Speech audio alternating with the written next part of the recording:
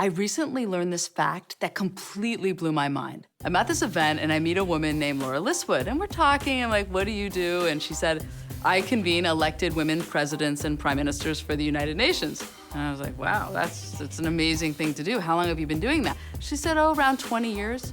I was like, how many had there been 20 years ago? And she said 15. So I was like, well, how many are there today? And she said, oh, around 50. And I was like, 50? How did I not know that? That there had been around 50 elected women presidents and prime ministers. And then it made me think, gosh, maybe we've been just telling the story of scarcity for so long, and maybe it's time we told a new story of abundance.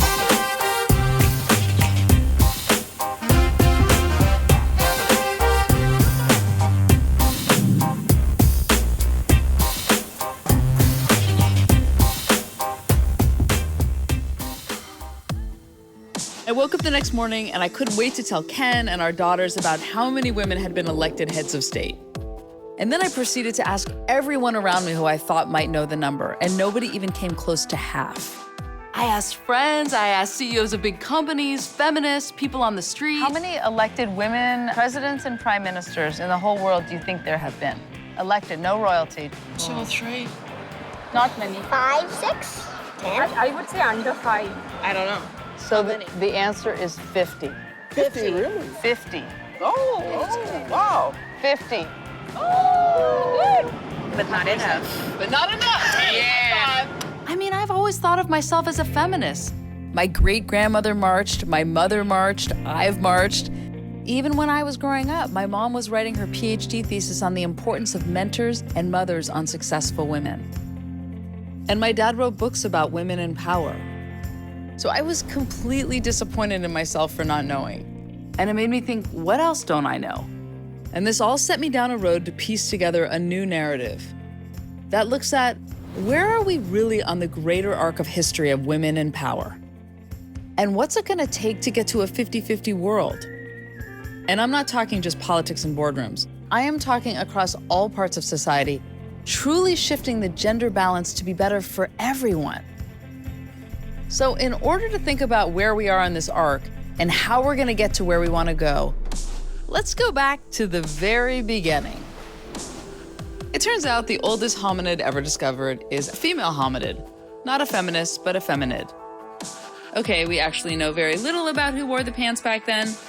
Not that pants even existed. But fast forward to the Neolithic age, things were pretty egalitarian. Women and men had equal social status, and the earliest written laws reflected these egalitarian societies. Women could choose to marry and divorce. Women were healers, shamans, religious leaders, warriors, and lawmakers. All genders were respected. We're talking over 10,000 years ago this was happening. And then, like many times on our journey, the story takes a dark turn. The balance shifted. My father attributed this shift to literacy rewiring our brains. Others point to the rise of agriculture, which favored physical strength, the conquest of land. We started seeing the development of military, political power. Even art became more dude-centric. Goddesses became gods, and the voices of women were silenced.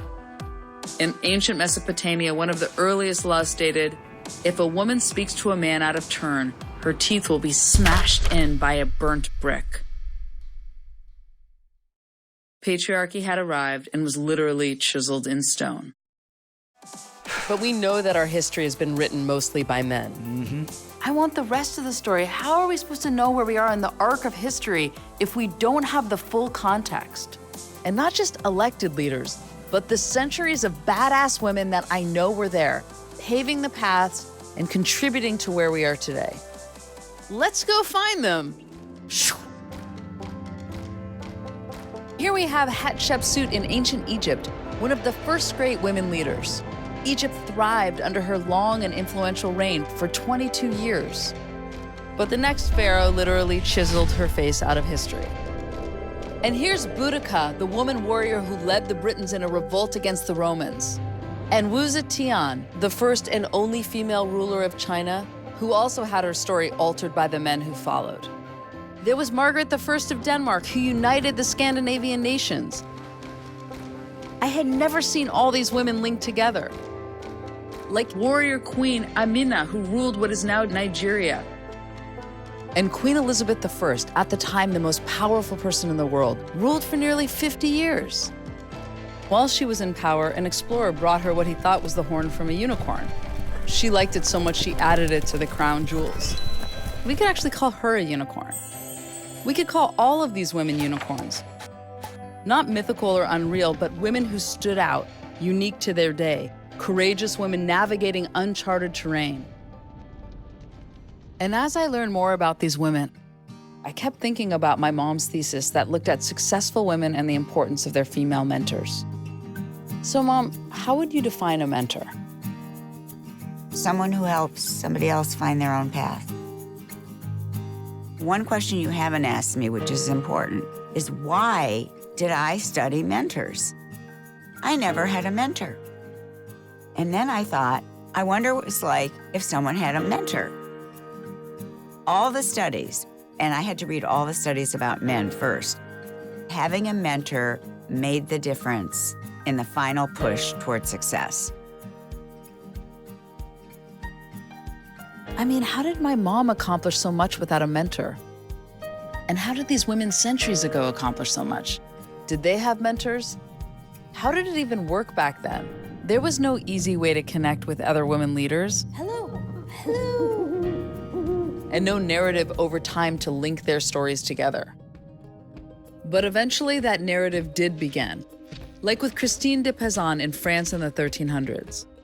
500 years before the word feminism was even coined, she is considered the first writer to examine the roles of women throughout history and to weave together their experiences, creating a narrative not just of political leaders, but of women in all different ways we contribute to society. And over the centuries, countless women would build on that narrative as artists, storytellers, philosophers, mothers, and leaders.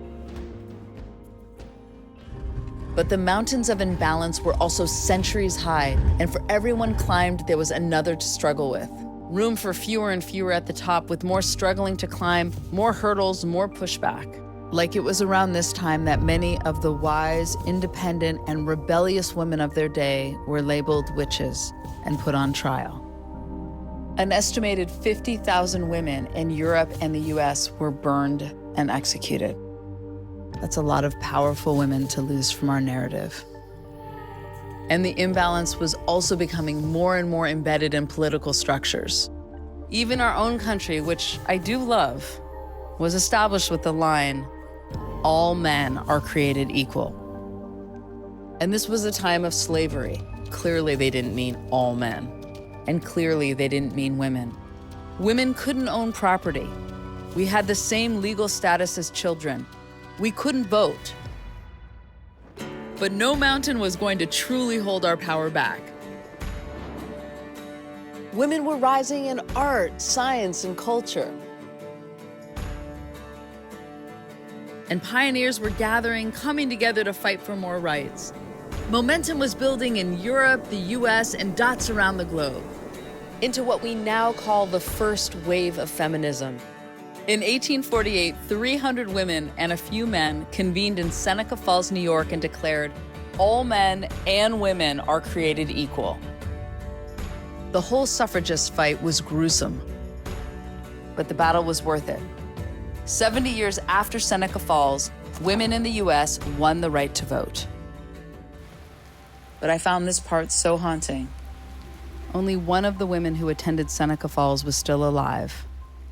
Charlotte Woodward was 92 and she didn't make it to the polls. She got sick on election day. And this story was such a reminder for me on how long real social change takes, and that we can't take any of these hard-fought rights for granted. And if we want to be alive to experience a more equal world, we have to accelerate the pace of change. And I do think that's happening. I mean, if we look at the whole arc of history, a lot has happened in the last 100 years. Even just in my lifetime. I was born in 1970, the heart of the women's movement. I am a woman, hear me roar. It was an amazing surge of momentum. The second wave of feminism, which, like all change, had all kinds of challenges. The national chairman of the movement to stop the so-called Equal Rights Amendment is Mrs. Phyllis Schlafly. That Equal Rights Amendment, by the way, the ERA, was first introduced in Congress in 1923, was brought back in the 70s and every year after, and it still hasn't passed 100 years later.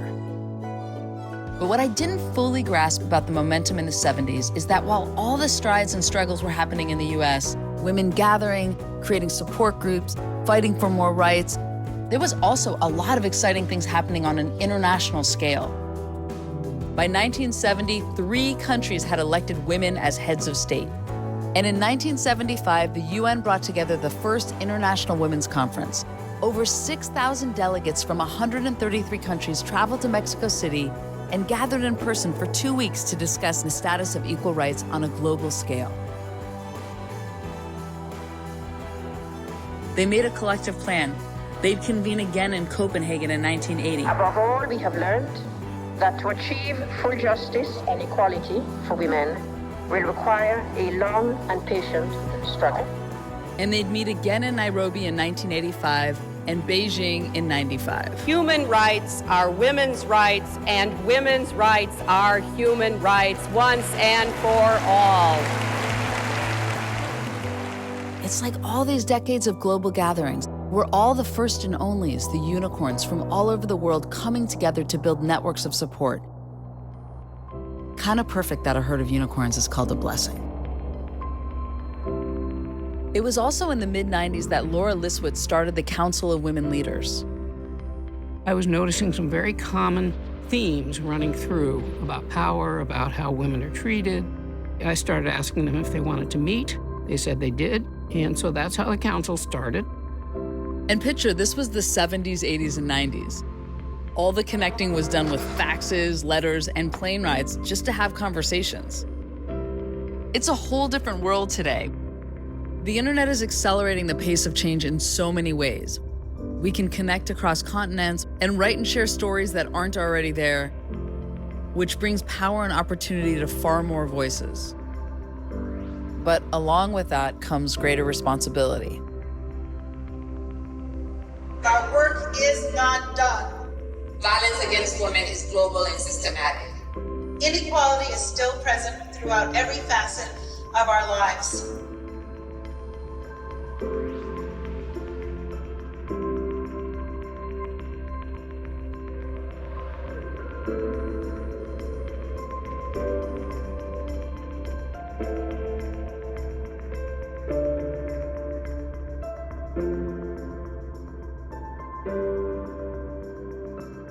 In addition to that transparency and responsibility, today's world also gives us more ways to learn from each other, person to person and country to country. I understand one of the priorities for you was to have a cabinet that was gender balanced. Why was that so important to you? Because it's 2015.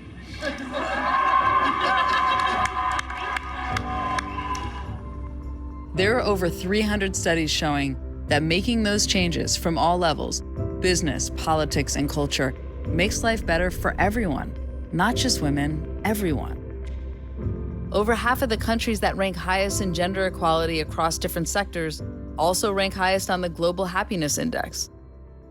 A lot of these countries pay for early childcare and high-quality education. They have national parental leave for both men and women. So instead of this idea of stay-at-home mom, they're supporting parents, period. Because dads are being deprived of their power too. The power of nurturing and raising the next generation. A recent study in the US showed that 50% of men who are offered paid paternity leave feel they can't take it. Men have an entire history of stereotypes and expectations to wrestle with too. And those men who are equal parents, I feel like they're the next chapter of first and onlys that are paving the path to something better. 50-50 isn't just about women getting more power. It's about everyone getting more power.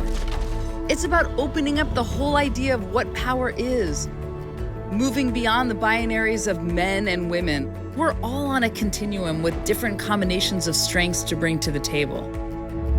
Power is leadership, but power is also love. Power is empathy.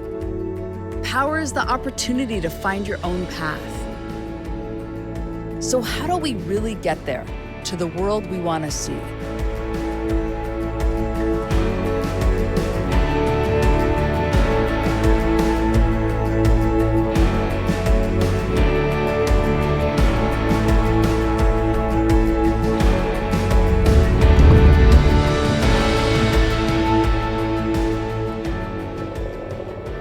I turned to the person who blew my mind and set me down this path in the first place.